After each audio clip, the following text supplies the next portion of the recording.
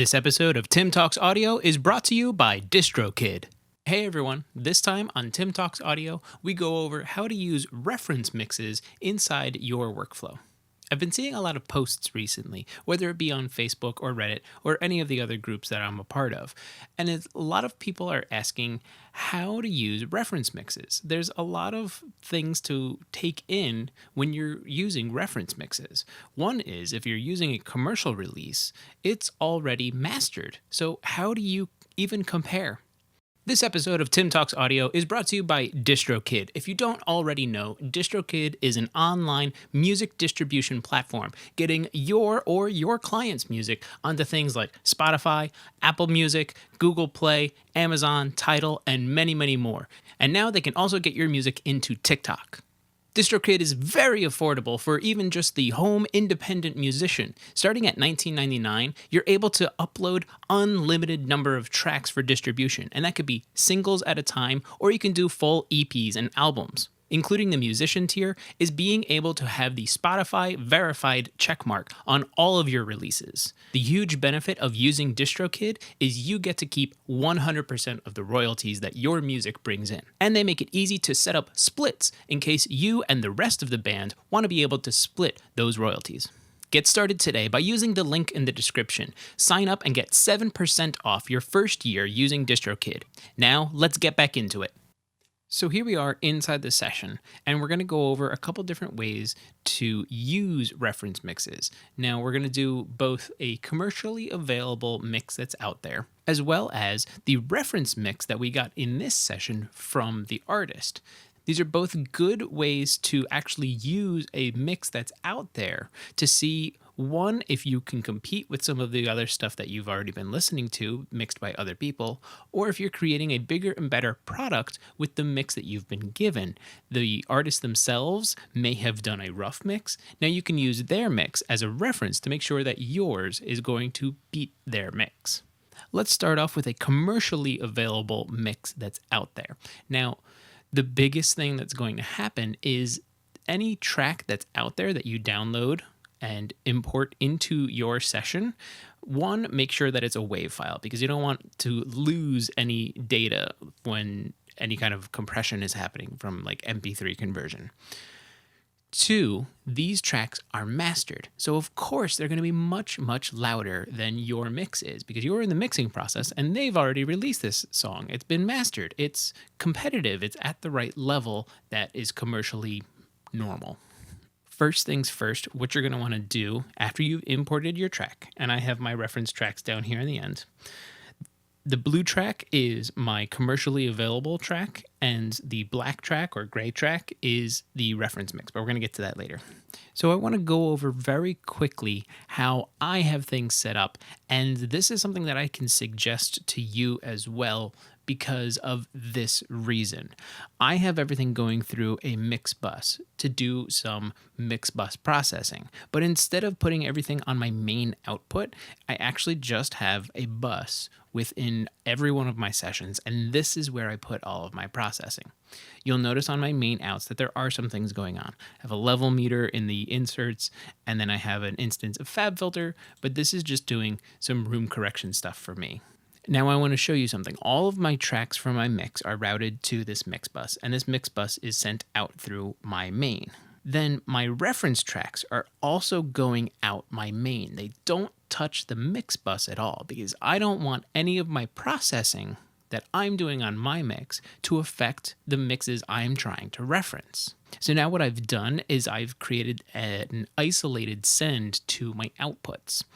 And the way I can go in and out of listening to the references is just by having the references muted, but when I hit solo, it mutes everything else except that. There's no special things that you need to do. The only thing you would check is if you have the option where you can have multiple things soloed at the same time. So you don't want to be in solo in your mix and then try and solo the reference mix. You want to have one thing soloed at a time. So now I have my reference mix soloed. When I hit play, I'm only going to be listening to my commercial release. And then I can actually even take a look at the meters down here and find out where its relative peak levels are and its relative RMS levels are. I'm looking for these values because what I want to do is actually just take the fader here and turn the commercially available mix down. I want my mix that's not mastered to sound almost equal volume with the commercially available thing.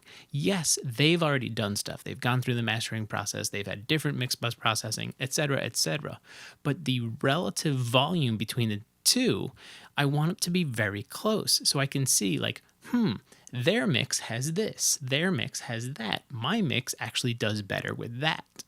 And those volume differences aren't going to be playing to your ear saying, well, you know what, theirs is louder, so clearly it's better. So instead of going into my mix bus, throwing a limiter on it, and boosting everything up, I can just take their track and turn it down. It's essentially doing the same thing.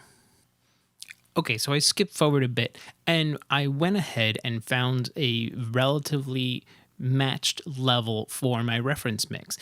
And then I just A/B'd it to see that my mix and the commercial mix's volumes were very close. I want them to be so close that I can actually make a comparison of what's going on in the mix versus just the volume. Now let's go over another reason to use reference mixes, and that's getting a reference or a rough mix from the client. If you're a mixing engineer, or you also recorded a band and gave them a rough mix at the end of the session, but you're going to mix at a later date, you can import their mix or your rough mix into your session, line everything up, and now you have a target. You can start with your same rough mix and make it better and continuously go back to make sure that the decisions that you've made are improving the mix and not taking anything away. You do the same exact setup. In this gray track here is the client's rough mix. This one you guys can actually hear. I'm going to solo it, and this is what they sent. Distraction is all but gone. I'm taking a good look around. It's too late for me to turn back. I've stepped on a new path I found. And because I have everything lined up, I can very quickly A and B it. Distraction is all but gone. I'm taking a good look around. It's too late for me to turn back. I've stepped on a new path I found. And I finally feel like I know who I am and doing what I'm told.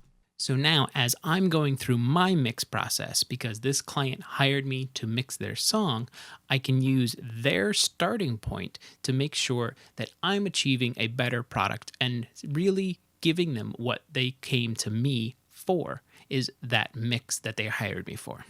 That's just a couple of reasons why you could use reference mixes inside of your workflow. One is to beat what the artist or yourself gave the artist at the end of the session.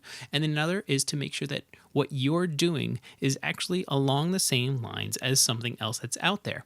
When you're using commercially available mixes, you're not limited to just using one mix. Maybe you have 6 different songs that you like, but you like different things about those different references. You could be like, I really like song A because of its kick and bass comparison, but I like song B because of the tone and the sound of the guitars. Then I like song C for blah, blah, blah, blah, blah. You're not limited to just one reference mix. It's good to be very familiar with a number of mixes of a number of different genres. This way you can pull in those mixes when you're working on something that's close to that genre and you know where to aim for. That's all for now. If you found anything informative, please like and share the video. For more, visit timflansbaum.com. And if you have a question, ask it in the comments and I'll answer it in a future video. Thanks for watching.